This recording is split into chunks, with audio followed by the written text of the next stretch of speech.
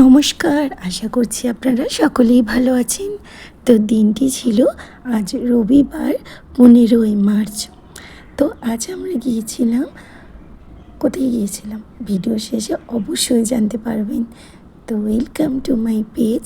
আমরা তো রেডি হয়ে গেছি। সকালবেলা আজ উঠে যেরকম বাসি কাজ সেরেছি, উঠেছি আজ 6টার সময়। তো উঠে তৈরি হয়েছি, একটু ভিডিও করছিলাম। তো ভিডিও করতে করতেই বলি, সকাল থেকে আজ মনটা খুবই খারাপ ছিল। সকাল থেকে বলবো না, কাল রাত্রির থেকেই ইচ্ছা করছিল খুব তারকেশ্বর যেতে, বাবার দর্শন নিতে। তো তাই বর্মশাইকে যেমন কাজ তেমন বললাম।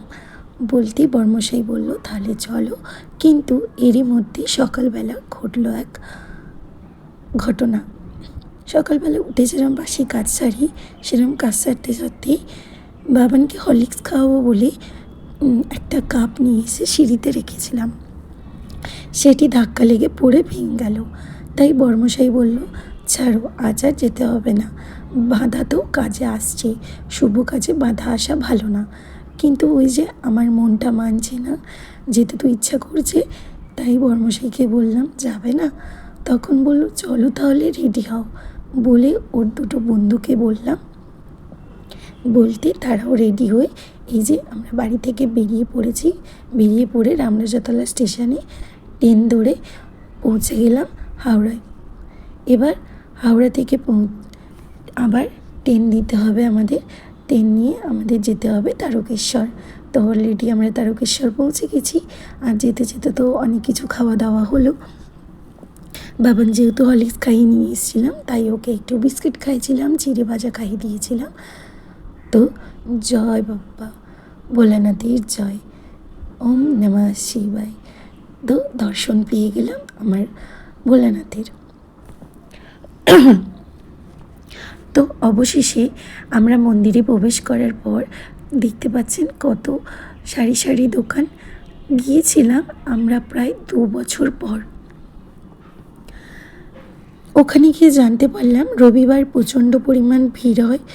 তারপর এখানে এক ব্রাহ্মণকে, ব্রাহ্মণ আমাদের সাথে দেখা করে আমাদের একটা ঠিকানায় নিয়ে গেলেন। ওখান থেকে আমরা প্রসাদ সামগ্রী নিয়ে, জল নিয়ে দুধপুকুরে আমরা যাব বাবার মন্দিরে। যেহেতু ওখানে প্রচণ্ড ভিড় ছিল, তাই ভিডিও করাটা সম্ভব হয়নি। তাই আমরা পুজো দিয়ে বেরিয়ে একদম আপনাদের সাথে দেখা করছি। তো আমাদের তো জল ঢালা হয়ে গেছে। আর এত ভিড় হয়েছে জানেন তো, আমার মাথাতেই জল ঢেলে দিচ্ছিল লাস্টে। তো যাই হোক, হাসির কথা আর কি বলবো। তো মনটা তো ভালো হয়ে গেল, যেহেতু বাবার মন্দিরে যাব বলেছিলাম। যাওয়াও হলো, সফল হলো। মনটা সত্যি খুবই খুশি। এবার আমরা নামবো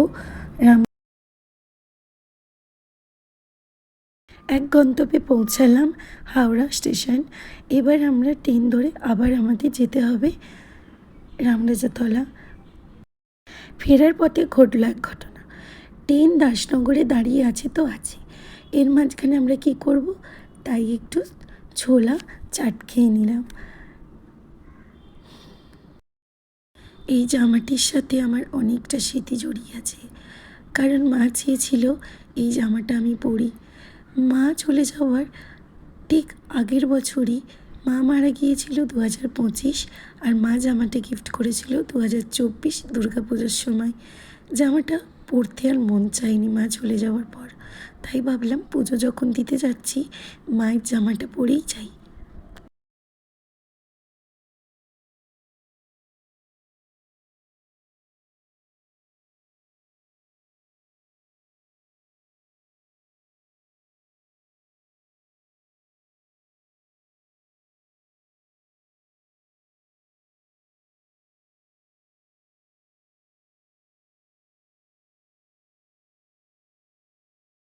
এই তো পৌঁছে গেছি রামরাজাতলা স্টেশনে। এবার বাড়ির জন্য টোটো ধরলেই পৌঁছে যাব বাড়ি। এরই মধ্যে বাড়ি এসে দেখি এরকম বৃষ্টি। তো রাত্রিবেলা তো খেতে ইচ্ছে করছিল অন্যরকম জিনিস, তাই ভাবলাম মুড়ির চাট বানানো যাক। তো বর্মশাই বলল, তাহলে তারাও মুড়ির চাট বানাবো। বলি মুড়ির চাট বানানো হলো। আমরা খেয়ে দিই এবার বোর হাজব্যান্ড এনেছিল এই যে ফলের জুসটা। কে কে খেয়েছো অবশ্যই কমেন্টে জানাবে। তো টাটা।